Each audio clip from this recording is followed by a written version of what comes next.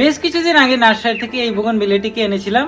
সম্পূর্ণ গাছে অনেকগুলো ফুল এসেছে, প্রতিটি ব্রাঞ্চে ফুল এসেছে, কিন্তু এই গাছের ব্রাঞ্চ সংখ্যা অনেকটাই কম। তাই আমাদের এই গাছের ব্রাঞ্চ সংখ্যা বাড়িয়ে নিতে হবে, তার জন্য আমাদের কাটিং করতে হবে। এবার আমরা এই গাছের কাটিং করব, আর আমরা খেয়াল রাখবো অন্তত 2টি নোট যেন প্রতিটি ডালে থাকে।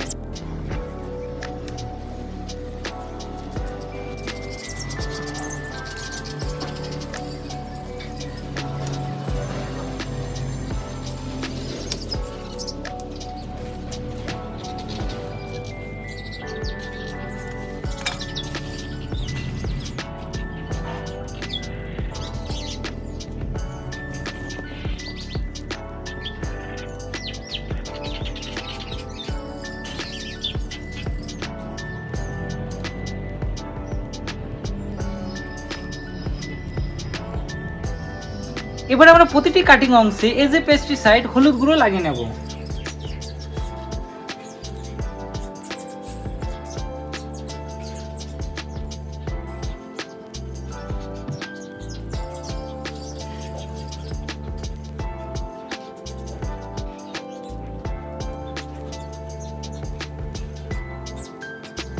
আমরা এর কাটিং করে নিয়েছি এবং আমার নেক্সট পরিচর্যাগুলো আমরা একটু পরবর্তী কোনো ভিডিওতে আলোচনা করব।